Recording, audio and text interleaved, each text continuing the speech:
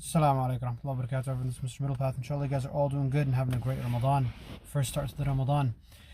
And I wanted to basically talk about the whole Zelensky meeting and how this builds up to my thesis that I laid out in some of my other videos about how we are in the beginning of the new era, the end of the dictator era and the beginning of a new era. And basically, for the purposes of this short video, it really doesn't matter who was right, who was wrong. Did the NATO people instigate against Russia? Did Russia just do a bald-faced land grab with no excuses? Is Zelensky a bad person? Like, all of this doesn't matter, right?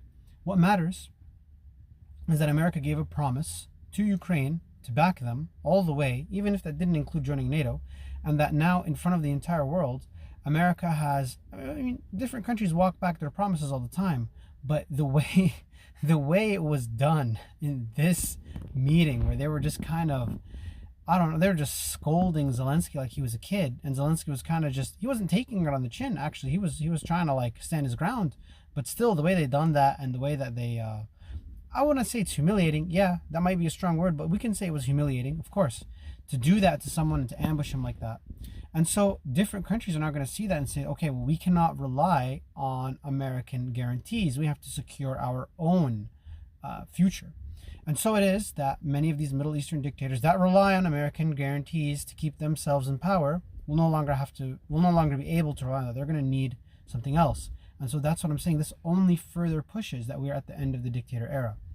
And because some dictators may last, and some dictators may be able to have the military ability and the capacity to hold on to their countries, but I'm assuming, based on the track records, that many of them won't, right? Many of them will not be able to survive the new era. And just look at, for example, the way the King Abdullah sat in the Oval Office. He didn't even do half of what Zelensky did. He just sat and took it on the chin, the whole thing. He just took the whole thing. And we're not in that era anymore. Like, for many of these guys, this is not their first rodeo. It's not the first time that they've seen the Israelis kill Palestinians, and they think that just by like kind of playing the status quo that they'll stay in power. But really, I'm surprised that no one has called Trump on his bluff.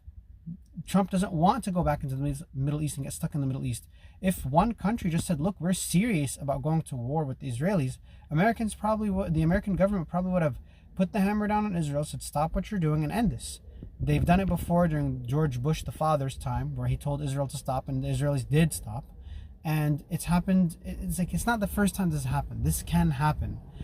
Once the Israelis saw that the Iranians weren't serious about going to war, they took the initiative and took the war to Iran. So it's kind of like the Lord of the Rings movie, where King Theoden didn't want to go to war and the orcs were running rampant everywhere, and Aragorn was like, open war is upon you, whether you want it or not.